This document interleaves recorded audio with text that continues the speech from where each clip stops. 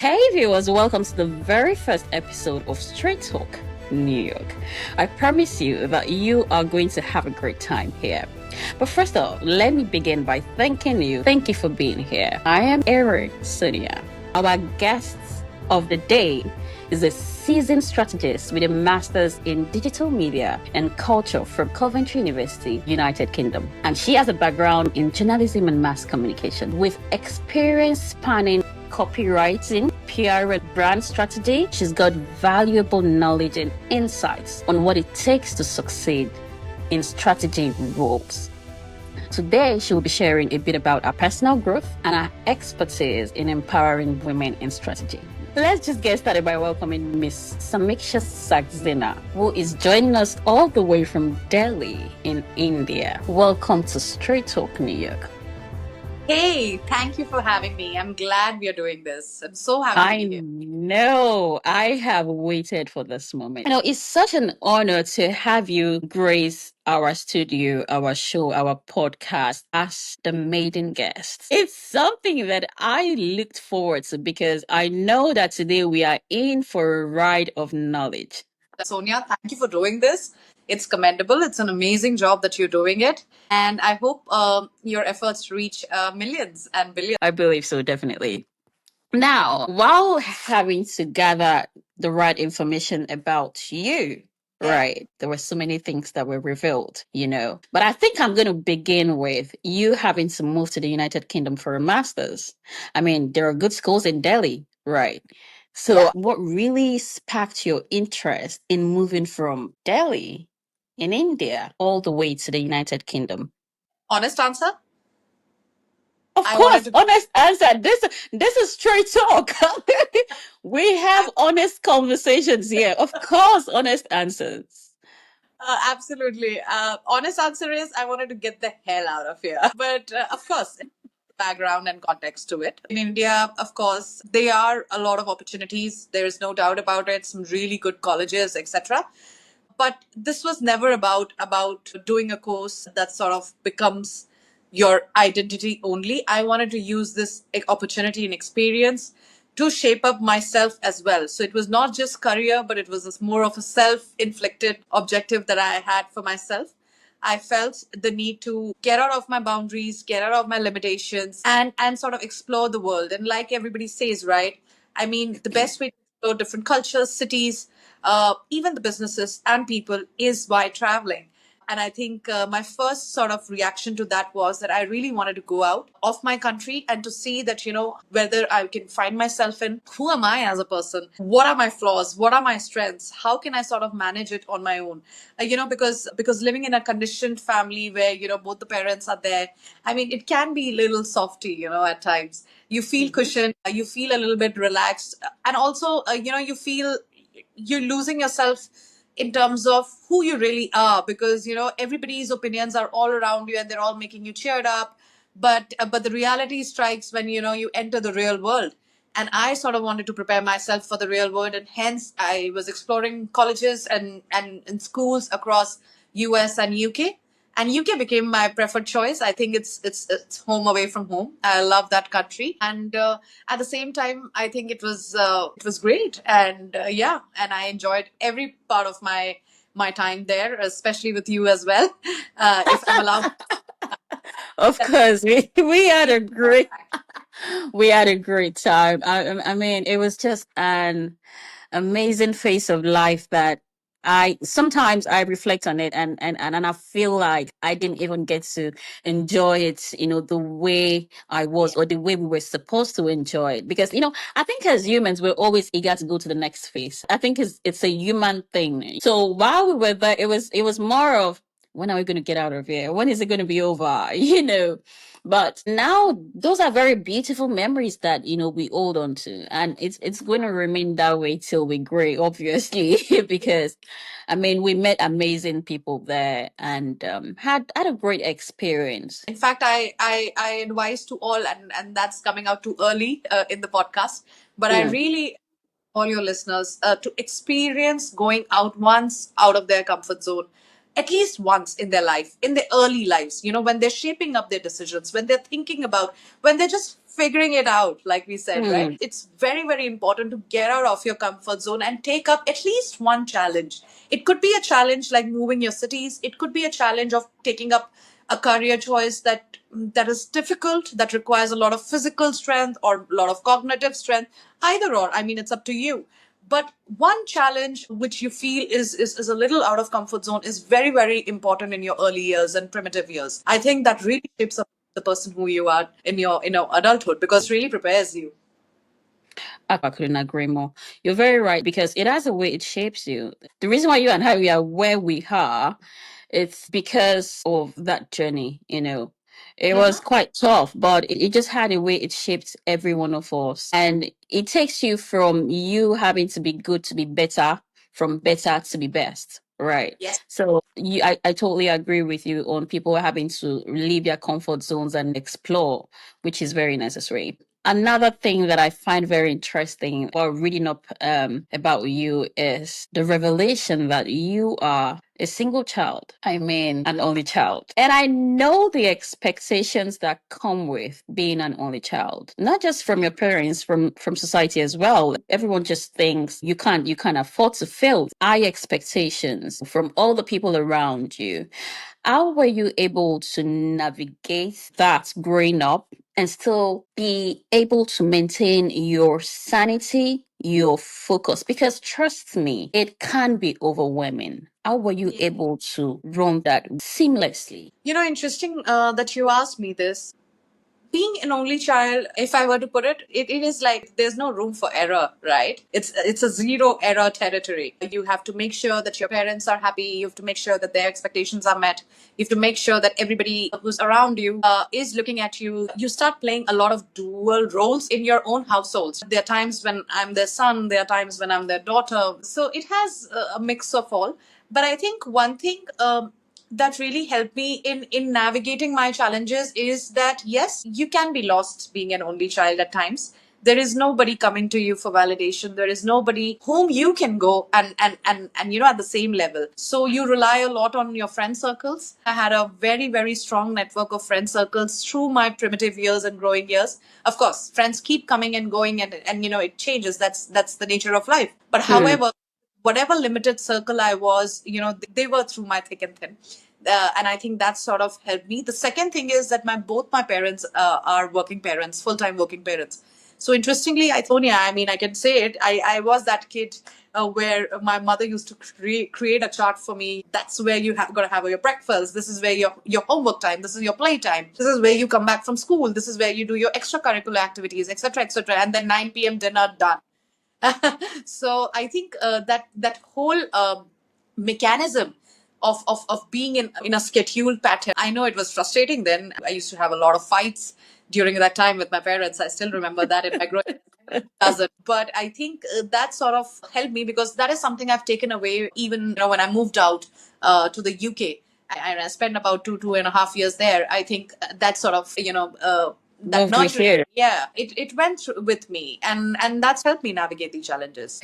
You must have grown up in an environment that was pretty strict, Yeah, with, absolutely. with rules and regulations for each Absolutely. day, each moment, each phase. Yeah. It was like coming home to another school from your own school. I did couple of schools, if I can say that, and I used to hate it. But today, when I look back, I think it did shape me in You're becoming who I am. grateful for it. I like schedule now. Strange coming from me, but I do. So it had some sort of positive impact on you, apparently. Hopefully. What do you mean, hopefully? All right, now let's go a bit into your career. Mhm. You have been a woman in strategy. You have been a woman holding top positions. Anytime I see women doing pretty well in workplaces, I just know that there is the female representation in the organization. So it gets me really excited. I am happy to know that you have been in strategy for a while and you've been doing great. It means you have been representing us, which is very commendable. I want you to share a bit about your current role and what sparks your interest in strategy. Sure. So I am currently on a career break. I've taken it after 12 long years. It's needed. It is. Learning on how to utilize my time with full optimum productivity through my day, because now I have a lot of time for people, my friends, everybody, and I think I'm glad that I'm doing this. Going back and a little bit of look back onto how I landed up in strategy, I think. When I was starting my career, I started my career as a copywriter, went into community management. I did a lot of digital thinking and execution work back in my early stages of my career. And I soon realized that I think at the heart of it, every business, every brand, while of course there is the whole glamour side of things where brands get the maximum share of voice, brands enjoy the whole visibility game. But at the same time, also comes back to business. Early stages, I realized that digital is going to impact a lot of brands in terms of business impact. And I think that was very exciting to me. I was really curious to get into something which sort of creates impact in people, in businesses, among brands. And I think you can it. I know, what's the beauty, right? You create something, you do something, and then you can actually measure it and say how much it has already impacted. So I think those analytical curiosities have always been my thing. I am very curious to see what leads to what, and where does it all end. And I think that's sort of my inner purpose, and I want to sort of drive that through all my life.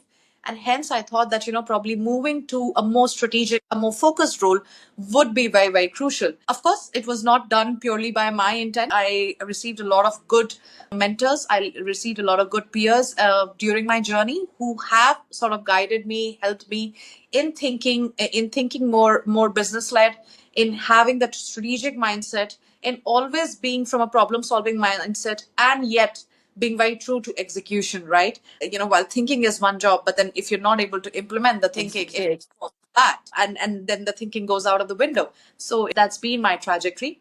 Yes, in my previous role, I think that was one of my fondest and the longest role I served. 7 years, I ended up building the whole team of strategy and planning at one of the largest multinational advertising and media agency in the world, and I'm very glad to be a part of it. I'm so grateful for everybody whom I've met during my path, my clients, the people, the team, everybody. And all of them have always taught me something. And Sonia, one thing I always say, never ever shy away from learning something new, irrespective whoever is teaching you. You should never focus on your teacher. You should focus on the teaching. And I think a lot of people in their professional careers do make these kind of mistakes. They don't like the guy, they don't like the girl, they don't like their bosses, and all of that. But at the heart of it, what are you taking away as a person from the person who's in that position, irrespective of whatever the reason is? I think those are certain elements that I have carried with myself. I don't care. I take advice from a 22-year-old Gen Z. I learn a lot from them. I learn a lot from my peers. I learn a lot from my house help or my house manager. I learn a lot from my seniors, of course, and I learn a lot from people who have absolutely no connection to me. Learning is constant, and you should not have shame or ego on whom you're getting taught by. So that's been my motto so far. Wow. I mentioned to the viewers that we're going to be unpacking a lot today, and that's exactly what you're doing. I love it. Would you say there was this pivotal moment, that made you realize that strategy is right for you? Wow, boy, that takes me back. Yes and no. So we're getting paradoxal, but and that's what I tell my team as well. That strategy is something that I can teach you how to do it, but the whole concept of having a strategic mindset is something that has to come organic to you. So there are two parts of it. One thing that can be taught, and one thing that has to come organically from you. You have to look at the bigger picture. You have to look at the blue ocean strategy. You have to look at the business problems. And then you have to see, okay, this is where your field or expertise is, and how do you sort of channelize in helping reach the end goal, or the North Star, as we call it in business language. That sort of mindset is something you cannot create, you cannot teach. That is something has to come from you. And the moment that happened for me, Sonia, and not many people talk about it, that when you are in strategic roles across organizations, you are 90 to 100% of your time goes in having a lot of conversations with C-suite level, the top leaders, the top management. Now there is hardly any room for errors. You have to be fully prepared. You have to have your research well, because those people are leading big decision making. They don't have time for you. Their time is limited. Their time is valued. So to do that, I think there's a lot of preparation and homework that goes behind making into a strategist. And I think that homework is something that I always had in me, because research is something that is very crucial to it. You have to have your homework in place. You have to be prepared. You have to prepare for the questions that might come to you. And you just have to be ensuring that it's all time bound. So you have to do all of that, but you have to make sure that the people that you're going to present into or talk to also are moving on a clock, and time is money, right? So I think that is where I started focusing a little more about how I prepare myself for these kind of discussions, for these kind of meetings where I'm thrown into boardroom meetings where I'm probably the youngest. It's very rare that you find people who do not look at you for your physicality of things. How old are you? What kind of gender you have? The very few people who respect what you're bringing to the table. And thankfully, I've been lucky to find some set of good clients, some set of good brands, some set of nice mentors who have given me that opportunity and flexibility to, it's okay if you're the youngest. If it's okay, you're going to room full of men. It's all right. Go for it. We are giving you the chance. So it's both ways. It works both ways. I wanted to do it, but I also got the chance to do it. So I think that's sort of married into that moment of, me thinking, okay, now if I'm good at it, let me just focus at it and make my career in strategic thinking and planning. One of the things that I would also talk about is your background in journalism. You have a well established background in journalism and communication. In order to convey your goals, your visions to your team members, you must be effective in your communication, be it verbal, be it written. You just must be good at it.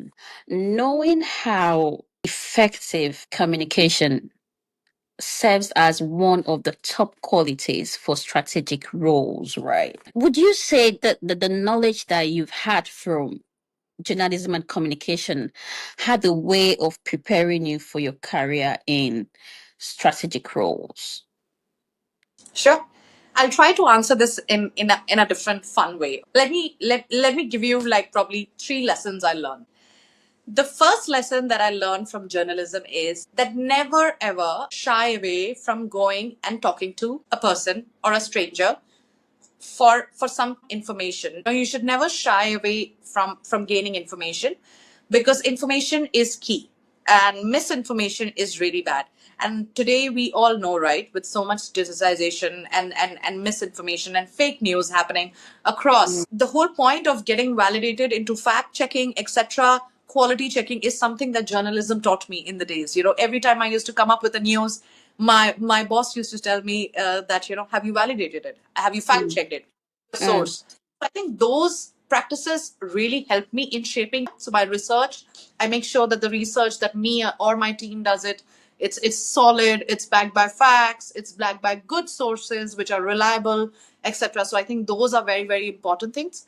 The second thing that I learned from journalism is confidence building. Confidence building is something that is extremely important, especially a being in the career that we are, but b also being of a particular gender. A lot of people want to pull you down across different sections, and you have to be confident in what you want to say and what you bring to the table. I think those learnings are something that you don't pick up in one day.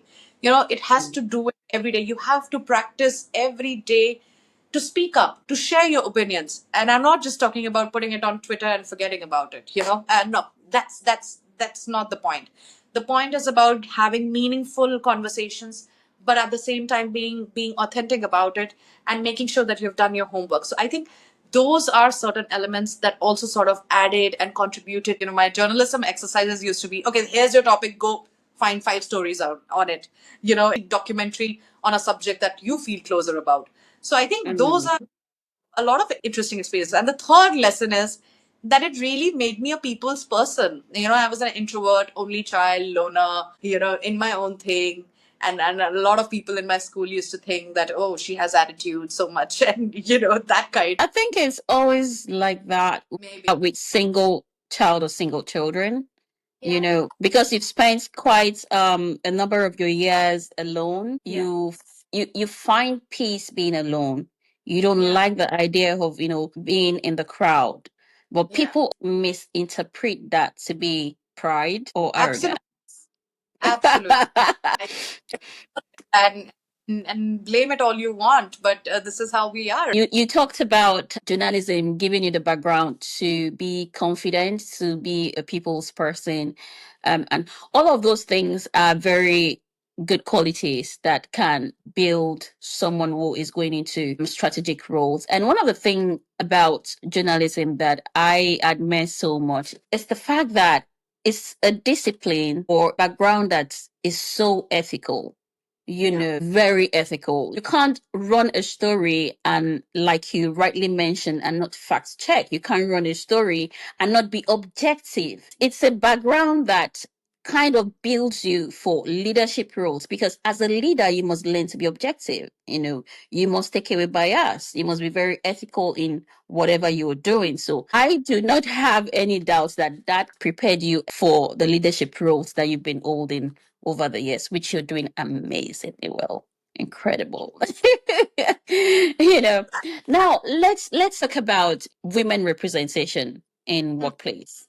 Strategic leadership is mostly male oriented because there is a stereotype that the men are better leaders. Women are too emotional for setting roles and setting positions. That stereotype has been there for a while. So the progress for women in workplace or leadership has been slow. Now, this means that women are significantly underrepresented in most fields and top positions. Yeah. As a woman who has held top positions, now this would be about your experience. This Yes. is going to be a practical conversation. What challenges have you faced and how have you been able to overcome them? Sure. The first challenge that everybody I think can relate to is not being taken seriously most of the time. Even in your early stages of your career, the first thing that you ever experience is not being taken seriously. And I don't want to further explain what that means, but it can be of various interpretations. But at the heart of it, it is that you're not being taken seriously for whatever XYZ reasons they are. And I think that has been one of the struggles that I had in my initial years. I was straight out of college, straight out of university, got into my job. I was not taken seriously because I had nothing. I had nothing to show in my, in my report card. I was a blank canvas, and I was ready to learn. I was curious, which also means that I'm ready to do mistakes, and the environment should be ready for that. That's been one of biggest challenges. But the way I've navigated is, again, a bit of luck, and it's a bit of how you are as a person. Luck, because the kind of people that surrounds you in the workplace matters a lot. But at the same time, and culture plays a very, very important role, organizational cultures in those elements. And the second is a little bit of yourself. If you want to get into strategic roles, you have to understand that you are working towards something that is going to be completely objective, which basically means that you're looking at it from a very, very God's eye view. You don't have your biases. You are just focusing on what your North Star is and what really is good for the project or for the client or for the business, etc., or for your objective. And I think with that clarity in mind, everything else is noise. So Hmm, the I like second part, that. I yeah, like that. Having a clear understanding of what you're doing, every other thing is noise. yeah, every other thing is noise. And that's true. When you grow older, you realize that it's really true. Everything else is just trying to pull you down for reasons that probably will not matter in the next 5 years. Because as humans, we keep evolving and change is constant. Who I was 5 years ago probably is a different person than today I am, and vice versa, and so on and so forth. So I think I don't like to be stuck up in the kind of person I am. It keeps changing, and I've accepted it. I will be changing as a person. I will be changing in the next 5 years, 10 years, 20 years, all of that. But I think the fact is that my values still remain true. The third biggest challenge that I faced is unconscious biasism. I really want to talk about. Mm. One is biasism. So that is still, you can deal with these kind of biasism in organizations through culture committees, through HR, through talent programs, through women empowerment programs. But what happens to unconscious biasism? So unconscious biasism happens that secretly, subconsciously, you know that she's a female and you say something without even thinking about it. Now that's unconscious biasism. On the face of it, yes, you respect me as a person. Yes, yes, you have given me opportunities. But then it's small things, it's subtle things. Suddenly your reflex action gets activated and you come across a situation where you're like being judged for being a female and you're like, uh-oh, what happened? I thought this was clear in black and white. Now that is something that is deep rooted in 1,000 years of patriarchy. Now I cannot change that. I can change their perspective for me. I cannot change the world, but I can change your perspective for me. And how do you think about me as a person? Where you can remove your biases, unconscious biases, and deal with me as a person important to do this role and leave everything else off the table. So I think those are certain challenges that I've really faced. How I navigated through it is by constantly proving. I mean, girls have it harder, and it's not entirely a man's problem. It's not about that. I think it's more to do with the fact that earlier the jobs were all industry based jobs. Now, in that, the chances are that the leadership are male, right? And the male leadership is used because they are functional thinkers. They think black and white. Does it work for me? Great. They are faster decision makers. But at the same time, females are better leaders. There's so many Harvard studies done that females are better leaders. Why? Because they have empathy. Yes, they have decision making. Also, they have logical thinking. You need these three things to make important decisions. And I think those three are very well blended in a much more female or a feminine kind of a role. Now, having said that, the reality still is that, females today are in leadership positions. There are inclusivity programs that are running by most of the organizations, equal pay programs running by most of the organizations. But today, even though having said that, the reality is that only 15% make it to the actual leadership board. It's still true, and that's going to change. I'm 100% sure about it. You know why? Because my prediction says that the kind of workforce that is coming into our organizations is all younger workforce. They are Gen Zs, and Gen Zs are much more emotional. They're empathetic. So in order to deal with the new age workforce, you will have to have new age leaders. And new age leaders means combination of empathy, combination of logical thinking, but at the same time, combination of strategic and objective thinking. So I think those elements will be required, and that's where sort of females do the best. And I think we are better planners because we are conditioned and programmed like that. We are better planners, which also makes us better thinkers. And which female won't agree that we are a bunch of overthinkers? I think that, but applied in a much more controlled manner in professionalism, really works. I think I'd also like to reference the fact that research actually assesses women are better leaders. But of course, you find yourself in a society that is pretty slow accepting that. Yeah. And like you rightly said, I am positive that the next few years, we are going to experience a drastic change when it comes to female representation in workplaces, in organizations, in politics, in businesses. That is something that I'm very confident about based on how fast the Gen Zs are taking over. They're doing a great job. I love it. Sometimes I feel like they are way more confident than us. Hell yeah, of course.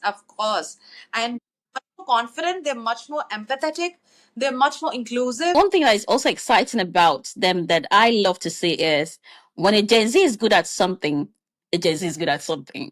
It also is a lot of contribution to access of information. When we were growing up, our access to information was limited to two sort of platforms: Google, a little bit of Bing, maybe, and that's about it. We had two, three social media platforms. You remember the High Five and Orkut days? Then sort of we moved on. But today, information is easy. It's available on your watch. It's everywhere. You can access information anytime, anywhere. Now you're making it sound like we're in our 40s, 50s. No. Well, we are getting old. Please don't remind me. Are you going to have a back pain after this conversation? And you'll be like, oh my God, my back hurts. It's insane. It's just how some parts of your body kind of feel you at a certain point, and you're like, okay, what's going on? You realize, oh, I have developed some new condition every day. And I think those are just like some cues to reminding you that, hey, you're getting Yeah. old, you know. All right, now quite unpacks that, which I really love. You know, you have a way you go into details. And I kind of really appreciate that. Let's talk a bit about personal growth and balance. Yeah.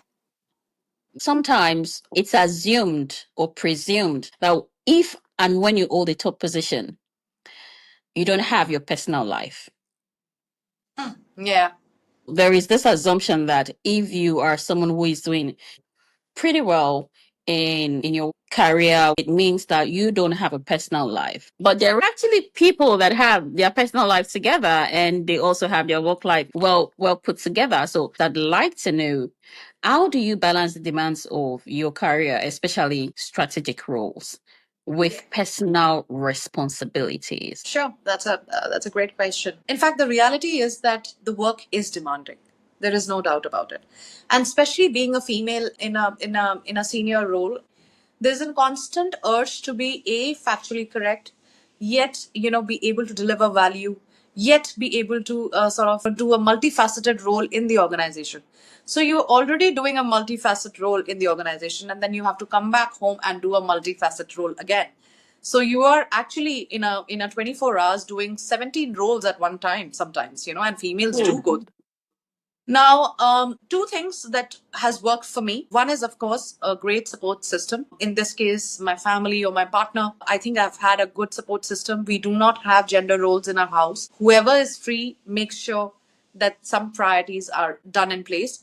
And at the same time, how we balance it, that yes, we might not go out every weekends. We might not be the couple who has dinner dates every Saturday, or we have family scenes or picnic scenes or hangout scenes every weekend. But when we go out, we go full blown. So we take out time during our quarters, do planned leaves, do planned interventions to take out that time to unwind yourself and have a little bit of us time and we time, as we call it.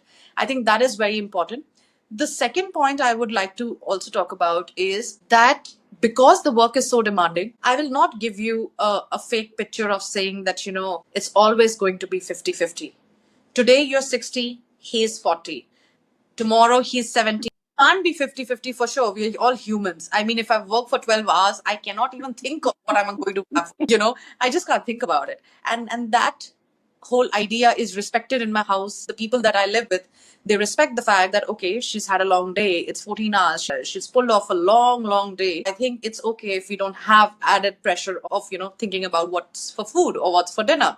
I mean, that is something that we can sort of solve it. Probably he'll make something, or we'll order in, or so on and so forth. So I think those are certain elements that are balanced. And I'm just giving a small example, but I think a good balance system, a good support system in your home is something that is always worked when females are trying to do wonders with their careers. No female has ever said that, I never had a good support system, still I was able to succeed. It's very difficult. You cannot. You need the right circle to sort of pull you that.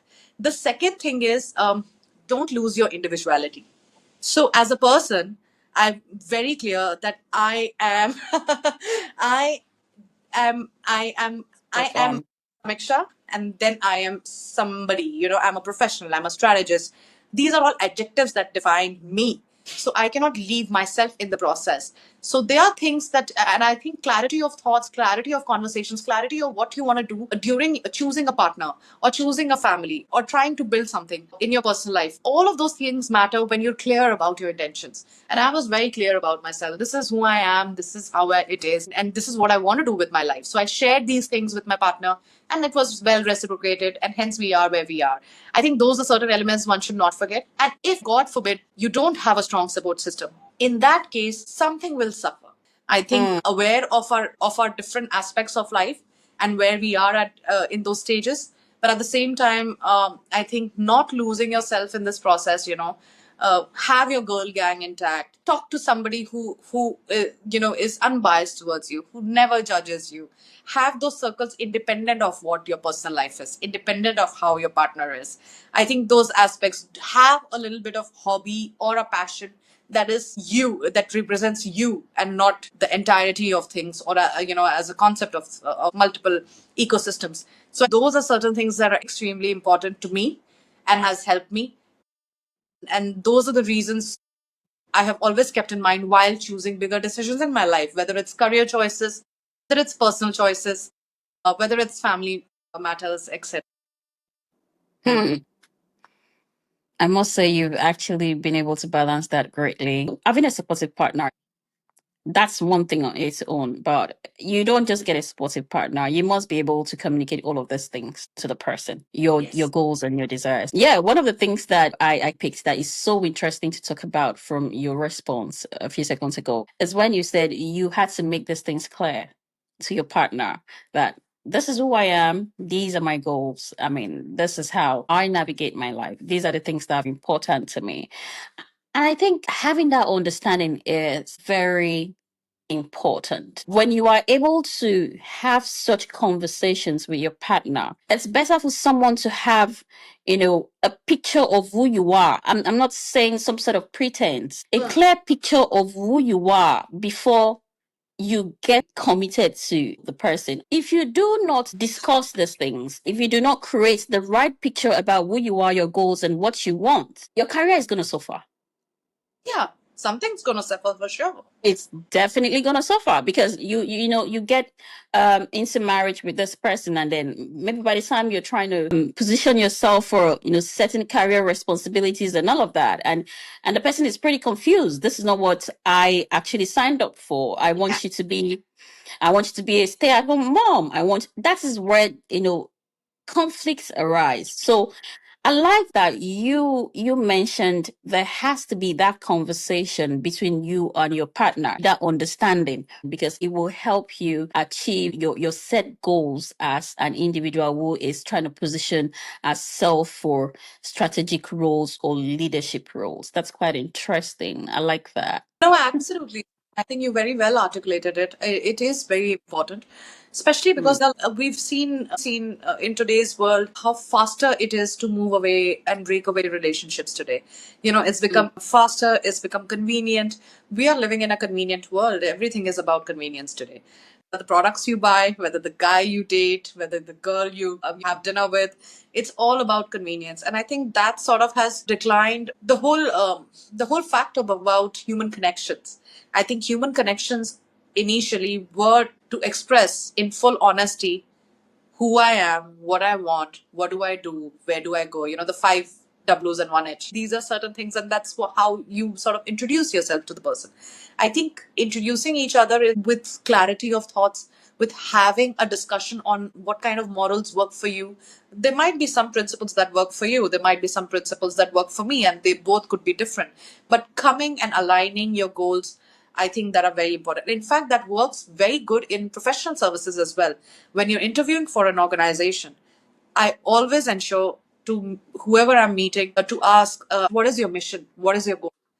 Because that also helps you when you're able to understand what is somebody's vision, what are somebody's goals. You're able to sort of align yourself and say, okay, this is how I can add value, this is how I can't. It just helps you in better decision making. And I think we're living in a world where we are getting away with a lot of bad decision making. And that is not really helping the society. I think it's important that people start realizing that take time, think it through, but take these decisions and stick to it. I think some decisions really help you shape up what you want to become or how you remember when you're gone. And we all know that death is inevitable. It has to happen at some point. So how do you want to be remembered? All of those happens with your decision making. It's never about, nobody remembers what gift you gave. Nobody remembers what flowers they got.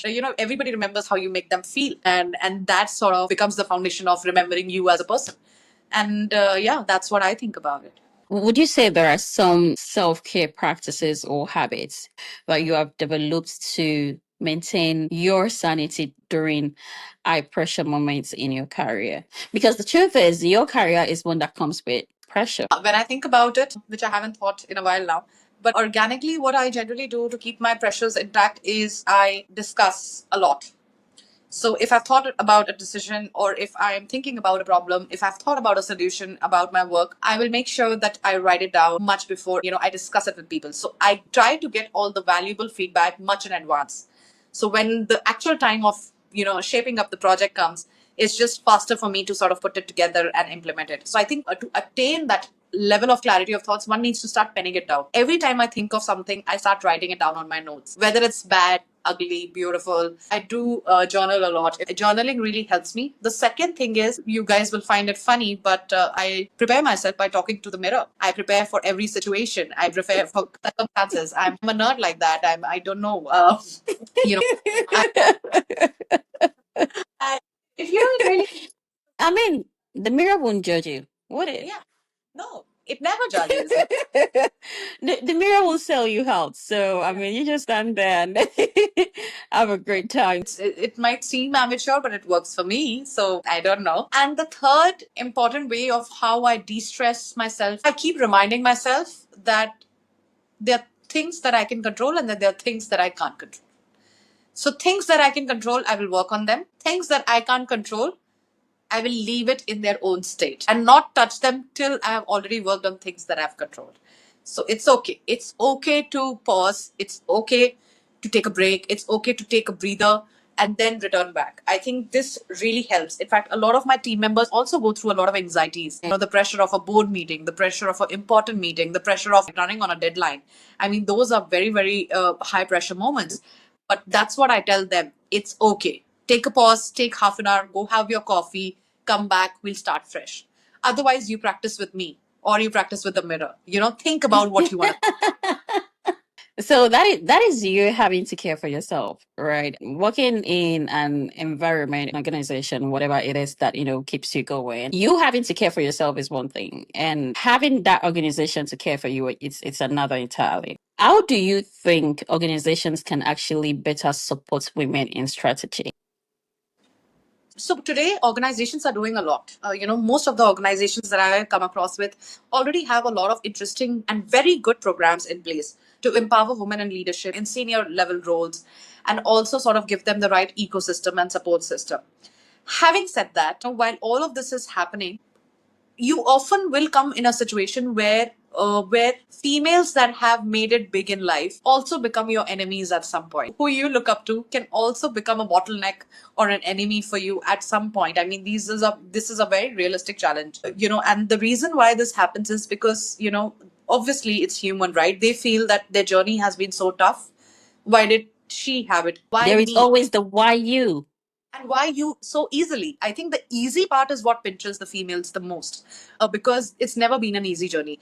But what I always sort of feel that how organizations can help is the programs are great, everything is great, but that should be imbibed in your culture. It has to be organic. We are creating these inclusivity drives, we are creating these female drives, etc., and it's working out really well. But in reality, does it eventually lead to something better for the females? I'm not so sure. I was reading an article the other day, Sonia. It said there are times when an organization feels that it's going to go down or they want to wrap up or consolidate their business, they get a female on board. Choosing a female CEO or choosing a female CTO happens when the company or the organization is going. But how is it that the women are better leaders, but they don't earn, senior positions? Well, there can be many, many different answers to this question. But if you ask me personally, I myself often wonder. I think there's a lot of trust factor that is at play here. I think as women, our decision making is not as fast as men, which means that they don't trust. The trust is a big issue with the decisions. But you'll see today, there's so many reels about the wife telling the husband, "See, I told you." Do people trust with our decisions? That's another question. But yes, that's absolutely true that it takes a muscle for a woman to stick on a leadership role without having any issues to deal with. I think we need to change how we look at the limelight. And I think there's a lot to do with how we are conditioned. This is a lot to do, and it says about the kind of cultural dichotomy that we live in. And I think you and I have talked about this. It still traces back to mostly societal problems. Yeah. It Deep rooted, traces right? back, yeah, is really deep rooted. And sometimes we assume that we've come a long way. These stereotypes don't exist. But if you look at it practically, in a very subtle way, we're still living the idea that a woman cannot lead. It takes us back to the earlier culture.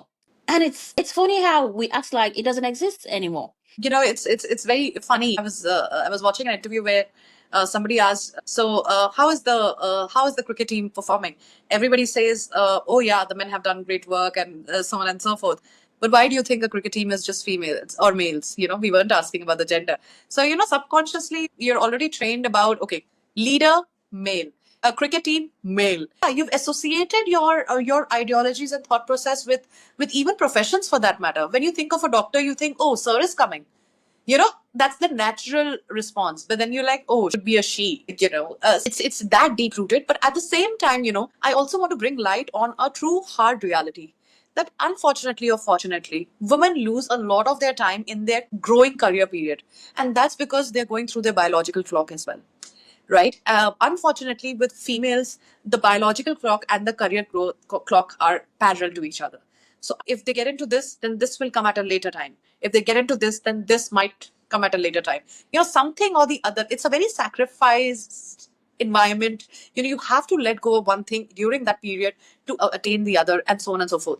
So I think those aspects also play a role. Women lose out. In fact, Sonia, thank you for bringing this. Women lose out on a lot of appraisals and promotions because they got pregnant, then they got into maternity leave, and then by the time they could come back in their shapes, they lost about 2 years of their career, which could have been growth years. It changes a lot of things once there's a career gap. It's unfair, but that's how we've been manufactured. Our anatomy is against the nature of what we want to do. You have time limits about things. We have menopauses. What all conditions don't we have? A woman basically goes through several reincarnations in one life, and I'm very happy for the male audience that they're able to sort of complete their journey of what they decide. They can complete it in full glory if support system and tools are given to them. But if the same tools are given to us, we still might not be able to do it. Then that's the hard reality. I want you to share with us the qualities that you think are very essential for effective leadership. How have you developed these qualities in your career? Sure. My experience, my environments, and my cultural, societal experiences have sort of shaped me. If a woman or a man wants to enter into strategic roles and senior roles, I think a few lessons that I believe in and that works for me, I'll probably like to share that. The first lesson is don't shy away from being the brightest in the room. It's okay. It's all right. And I think that sort of also helps you build in the confidence meter. The second thing that has helped me be in a leadership role for at a very early stage of my life is that I make sure that any meeting that I go, I at least say 10 words at a bare minimum. Ooh. If you are not noticed, you are not valued, that means you don't have an opinion. And that's what I tell a lot of my team members who I've tried to mentor is that at least aim at saying 10 words at bare minimum in a room when you're in the room. Make your presence feel. Even if you're just greeting them with a smile, just make your presence feel. When you say at least 10 words that correlate to what is being discussed in the room, or just 10 words to prove that you are present in the room, I think there are two different things. um, got me there actually. Of course, I mean, if you're looking for a strategic role in a professional environment, those 10 words need to mean something. So prepare yourself. I mean, the reason why I'm giving these practices is because there's a lot of background that you have to do to achieve these three. So the first thing I told, don't be shy away from being the brightest in the room. Now, to be the brightest, there is a lot of effort that you have to do. So, hence, you can be that. But don't be a snob about it. The second thing I spoke about that at least have minimum of 10 words that you say that are meaningful to the discussion that you are having. Think about it. Prepare yourself. Okay, I have to say these 10 words. Don't put some pressure that, I have to give the best line. I have to deliver the best impactful statements in this meeting. No, you're again putting yourself into a lot of pressure. I think start with something small. These are 2 points that I want to establish in the meeting. And the third point, which is especially for females, is be very observant, but also be a good listener. Listening as a capability, we often undermine. Listening has a lot more power than speaking because when you're listening, you're able to understand what are the gaps, what are the areas where I can contribute, what are the feelings, I can read the room, what is the sentiment, how can I improvise. All of those answers come because you were listening. So I think the third point that I make sure is whether I'm in a room full of juniors, whether I'm in a room full of seniors, I try to be a good listener so that I'm able to read the room. I'm able to observe where are my opportunities, where is my space to own a small part of this contribution. Moments, yeah. moment, actually. So I think these are three things that have helped me. I can probably go on and on. You've just taught our audience something that is brief, but those are lessons given that are very strategic. If one is able to execute it carefully, Yeah. you will be someone that will be valued in the room. You've had quite an experience, you've had quite a journey. I think the trajectory of your career is quite motivating and inspiring. And I also know that. Namaste. And this must have come from a place of mentorship, a good mentorship. Do you have mentors or role models who have helped you in your career? And what specific and very valuable advice did your mentor or mentors give to you in your journey? Wow, it's a deep question. Since it's Straight Talk New York, I'm going to answer it in a much straight manner. Did I have role models in my stages of career? Yes. Do I have mentors? I'm not so sure. Because I feel that the mentor does not find the mentee needs to find the mentor. So I don't look up to people whom I can't reach them. There's no point looking up to idols who are sitting in a different country, very away from me. I have no access to them and feel like, oh my God, someday. I mean, it's good to have if it keeps you motivating, but when I am a very practical person, in reality, I have been motivated. I have been nurtured by people of my age. I have been nurtured by the bosses I had, by the experiences that I had, and by the teams that I've worked with. I've also considered a lot of my clients who have mentored me in some way or the other without even realizing that they're mentoring me. I like to pick up things that work best for me, and I like to ignore things that are more of a personality trait than something that I want to take away with me. But if you were to ask me what are the lessons that I've learned so far, is couple of lessons. I think one of my mentor told me a very interesting thing, and it was how you present yourself in a leadership role. It was more about projections, and I think she said something very interesting. She said, if an event or a situation happens, the way you react can actually change the outcome. So you can't change the situation you are in, but you can change the way you react. When you're in a more professional space, a lot of your work is projected on how you behave. And I think those reactions become a lot medium to judge what kind of a person or a leader you are. So I think you have to have control over your reactions in critical situations, and that's where you get better results. While we were talking, we also talked about the fact that there are changes in every career, in every discipline, right? Yeah. What we did 5, 10 years ago is not the same thing that we do now in Yeah. different careers. So, in the case of such trends, what do you see that would be shaping the strategy landscape? And how can women in strategy go ahead of the curve? So I think the biggest keyword of 2025 is AI. Let me start with that. AI in strategy is something that everybody is experiencing. A lot of consultants, a lot of big consultancy firms, a lot of corporates are incorporating strategy and AI together and trying to see if they can get unbiased spaces, unbiased areas where they can sort of work on. For a woman who wants to pick up this role, I think, and be ahead of the curve, it would be great if they understand how AI and strategy can work together in hand, because of course, AI helps you with the research, it helps you with unbiasedness, it helps you with a lot of opinions coming together in one formal, easier manner to you, but it also helps you have a clearer thinking. It helps you find the gap areas and sort of navigate through that. So I believe both these aspects will go hand in hand. Second big trend that I see is that data is not going anywhere.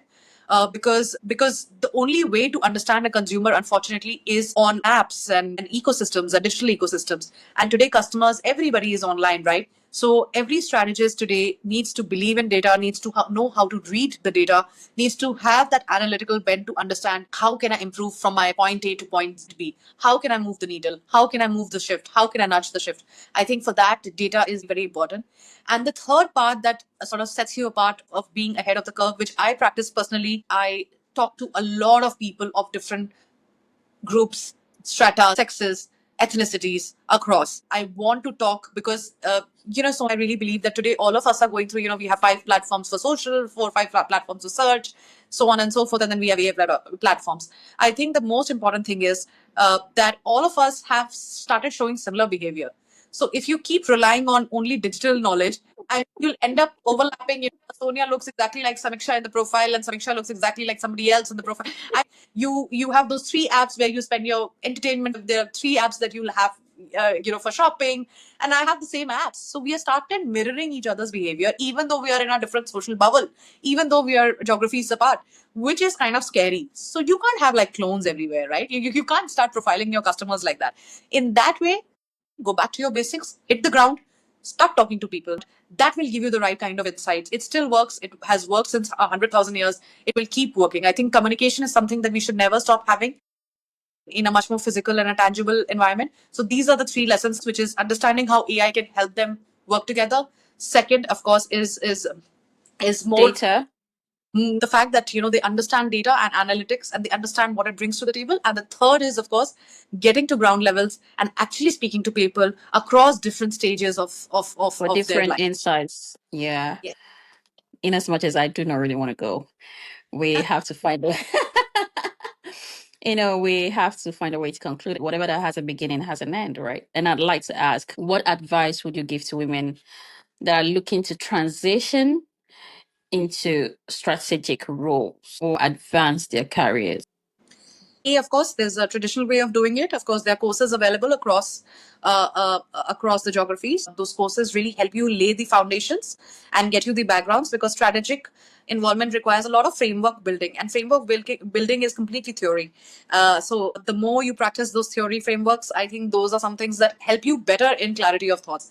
It's just a better way of achieving that state where you're more clear about your thoughts. And that's what a good strategist is. A strategist is a person who is clear about their thoughts, and they are the ones who understand what needs to be done and then how it needs to be done. So to answer a what and how, you have to be thorough about it, and these sort of frameworks really help. So that's the more traditional way. A non-traditional way is, of course, being a part of strategic discussions as much as you can.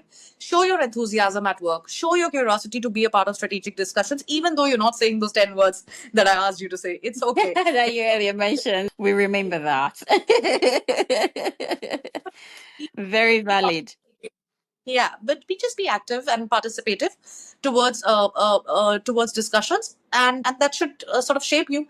And of course, the third is, of course, information. I think we read a lot as strategists. Strategists should be aware about trend spotting, trend understanding, trend analysis. I think this is something very strong part of our job, and that's how we become good predictors, right? At the heart of it, if you're able to predict what's in up for 5 years or next 10 years, that is the part of whole long-term thinking, and that's where you become a good strategist. Great. Thank you so much. You have unpacked quite a lot. On Straight Talk, every guest shares with us their philosophy. So we would like to know, what is your philosophy about life? Do I have a philosophy yet? I'm not so sure, because I heard it from a very popular man who said it very nicely, and that was an absolute epitome of a straight talk. He said, "You don't become a philosopher till you've arrived." So I do not have a philosophy of life yet. I'm still learning, and I'm excited about this. I'm a simple person, Sonia. It's live and let live. My philosophy in life is that at some point I don't have to think about the petty things in life, and I want the money conversations, the growth conversations completely out of the picture. I want to leave a legacy, but I'm still discovering which legacy I want to leave, and I'm absolutely, I have no shame in accepting that I'm discovering myself still, and I'm still on a journey. Yeah, even if you're still on a journey, there are certain guiding principles, that you work with. What is that one guiding principle that plays a role in everything that you do? That's what we want to know. I'm going to talk about two principles that I have, and that should answer your question. The first principle that I have is I never get into a position where I have to regret something. So I make sure that all my decisions are correct. Even if when I have made some wrong decisions, I do not look back and keep reading the old chapter. That's not me. I don't read at all. And I think that's great. So I try not to sort of have many regrets in my life. Besides one, I still not learned how to swim, and that's been one of my biggest regrets till now. But otherwise, besides that, everything. Oh my god, that's interesting. Okay, so it means that we have to enroll you for some swimming classes. Please do help me. Help me out, really. Principle, and the last keeps me strong and going is essentially that whatever I put my brains into, at least for that timing, at least I give my 100%. Whatever that 100% is. It could be somebody else's 80%, it could be somebody else's 20%, but I, with all honesty, I give my 100% in any project that I take over in my professional career, especially. I don't take it lightly. I can have all the fun with you. I can giggle, I can laugh, but I take my work very seriously because if we don't do that, then we are disrespecting the craft. So you have to be honest about it. You have to give your 100% about it in whatever capacity you can. Honesty in complete work is something very important to me. I'm a very ethical and an honest person when it comes to my projects, my tasks, my clients, and that is something that I want to be remembered for and wish to continue with me. Hmm. So if I get you correctly, your number one principle that guides you is no regrets. No matter what you do, no regrets. The second principle is give 100% to whatever you do for the purpose of legacy. That's beautifully said and amazing. Yeah. There's so much to share.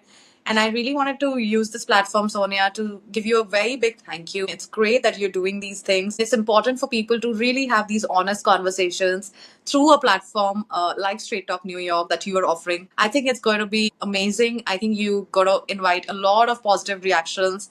And I wish more people come and contribute to new learnings, new ideas, new insights, and new strategies. And I'm so happy I could be a part of this and so happy to be here. And I hope to see you soon.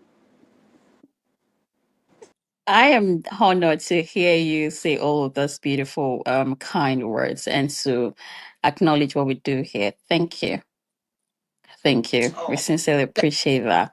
I don't think words are enough to really express, how grateful I am, how grateful the team is. You have unpacked your knowledge. That is more than enough for anyone to take home from this podcast, all the way from Delhi in India. Thank you. All right, viewers, we have come to the end of this episode. I appreciate every one of you, and I believe that you've learned a lot from this very episode. Thank you.